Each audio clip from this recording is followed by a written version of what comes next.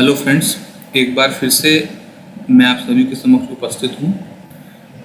कुछ दिनों पहले जैसे कि हम लोग बात कर रहे थे ग्रह के परिवर्तन के विषय में, और मैंने आप लोगों से कहा था कि मुख्यतः 3 प्रकार का परिवर्तन जो ग्रहों के मध्य होता है वो मैं आप लोगों को बताऊंगा, जिसमें से 2 परिवर्तन मैंने आप लोगों को बता दिए थे।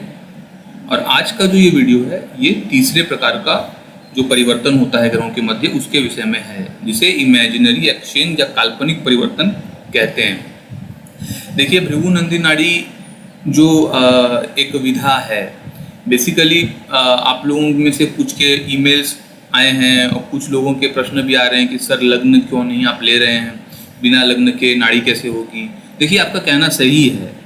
नाड़ी तो क्या है, नाड़ी ज्योतिष की कोई भी विधा हो वहाँ तो लग्न तो महत्वपूर्ण है ही, परंतु जैसा कि हम लोग अभी बहुत बेसिक से चल रहे हैं, तो यहाँ पर क्या है कि बहुत ज़्यादा वो लग्न को लेकर के फिर मैं आप लोगों को कंफ्यूज नहीं करना चाहता।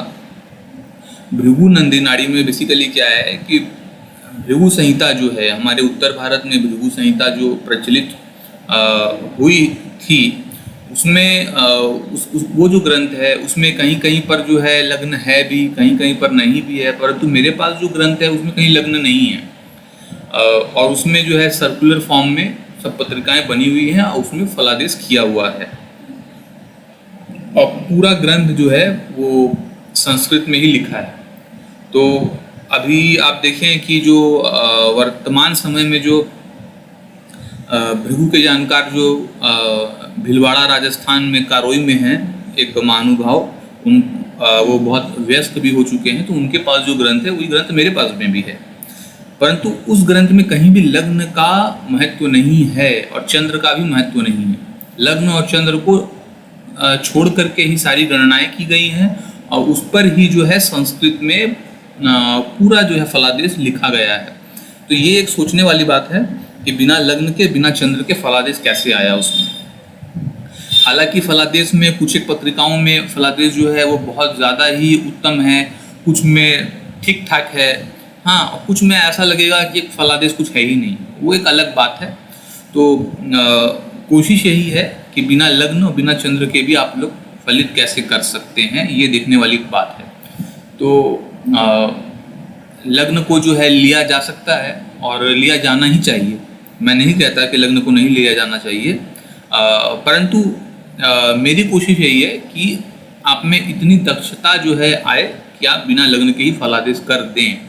अब लोग यहाँ पर कहते हैं कि अब ग्रह जो है वो जिस जिस राशि में है उसी राशि में तो ग्रह रहेंगे, बिना लग्न के भाई उस अवधि में बहुत सारे लोग पैदा हुए होंगे, तो उसका फलादेश कैसे करेंगे। अरे मेरे भाई, ज्योतिष पढ़ रहे हैं आप लोग, और ज्योतिष का एक सरल सा सिद्धांत है देश काल परिस्थिति। इसके तहत एक ही लग्न में भी कई लोग उत्पन्न होते हैं, यहाँ तक कि नवांश भी एक ही होता है कई लोगों का, उसके बावजूद दो लोगों की डेस्टिनी जो है अलग होती है। इसका कारण क्या है, इसको समझ लेना बहुत आवश्यक है। इतना जो है चीज़ को कॉम्प्लिकेटेड करके लाभ नहीं है, मैं ये कहना चाहता हूँ। और लोग कुछ भी कहते हैं कि ऐसी पत्रिका तो कई लोगों की होगी, ठीक है, तो क्या है, नहीं है, ऐसे कैसे फलादेश आ जाएगा। तो इन सब विषयों पर आप ध्यान नहीं दें, इन सब बातों को एक साइड में रखें। मैं जो प्रिंसिपल बता रहा हूँ उसे अप्लाई करें और रिजल्ट देखें, इतना ही कहना है मुझे।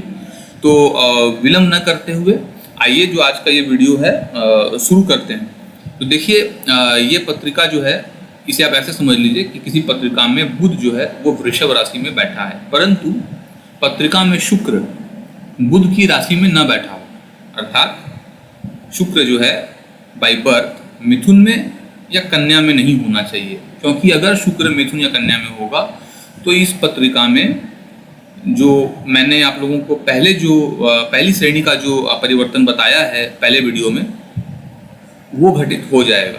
तो अब क्या है, आप ये मान के चलिए कि यहाँ पर शुक्र जो है मिथुन में और कन्या में नहीं है, परंतु बुध जो है वो शुक्र की राशि में है, ठीक है। अब बुध शुक्र की किसी भी राशि में हो सकता है, मैंने यहाँ पर बुध को वृषभ राशि में ही लिखा है, आप तुला में भी मान सकते हैं, परंतु शुक्र जो है वो बुध की राशि में नहीं होना चाहिए, इतनी सी बात है।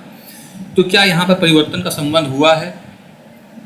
साधारणतः तो परिवर्तन का संबंध नहीं दिखता है, परंतु भविष्य में ये परिवर्तन का संबंध गठित हो जाता है, इसका गठन होता है। ये कैसे काम करता है इसे समझते हैं। आइए देखिए, बुध जो है ना, ये शुक्र की राशि में बैठा होने के कारण ये बुध शुक्र के साथ ही परिवर्तन करेगा। तो अब बात आती है कि शुक्र तो तीव्रगामी ग्रह है, तो वो वर्ष में एक बार तो वो मिथुन और कन्या में आ ही जाएगा, तो क्या परिवर्तन सक्रिय हो जाएगा? नहीं होगा। इसके लिए मंदगामी ग्रह शनि का वहाँ पर होना आवश्यक है। नाड़ी में यही रूल है कि जब शनि और शुक्र दोनों गोचर करते करते, देखिए यहाँ बाहर मैंने लिखा है गोचर, शनि और शुक्र ये दोनों गोचर करते करते मिथुन राशि या कन्या राशि से जब निकलेंगे, तब ये बुध और शुक्र का परिवर्तन सक्रिय हो जाएगा। अब मान लीजिए कि शनि और शुक्र मिथुन राशि से गोचर कर रहे हैं, तो ऐसे में क्या होगा, ये शुक्र जो है ये वृषभ राशि में अपना फल करेगा और ये बुध जो है ये मिथुन राशि में अपना फल करेगा।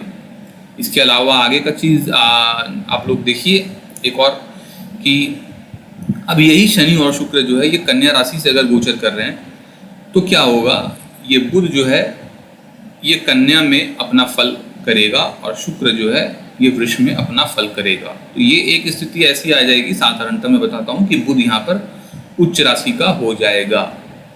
तो बुध के जो कारकत्व हैं वो नेटिव को अचानक से मिलने लग जाएंगे, बहुत ज़्यादा वेग से मिलने लग जाएंगे। अब बहरहाल ये एक बात देखने की होगी कि यहाँ पर कहीं मंगल नहीं बैठा हो, या बुध के जो और शत्रु ग्रह हैं वो कहीं 2-12 में नहीं हो, या यहाँ पर कन्या राशि से कोई संबंध में ना हो। तो ये सब आप लोगों को समझना होगा। तो कुल मिलाकर के बात यह है कि कोई भी ग्रह किसी भी राशि में बैठा होता है, अगर वो ग्रह किसी और ग्रह के साथ में या अपने राष्ट्राधिपति के साथ परिवर्तन में नहीं है, तो उसका परिवर्तन भविष्य में गठित होता है। उसका जो फल क्रम है वो कब घटित होता है, वो शनि के साथ जब वो ग्रह गोचर करते करते उस ग्रह की राशि में आता है, तब जो है ये परिवर्तन सक्रिय हो जाता है। आशा करता हूँ आप लोगों को मेरी बात जो है ये समझ में आ गई है। तो आज के लिए इतना ही, मुझे दीजिए इजाज़त। नमस्कार।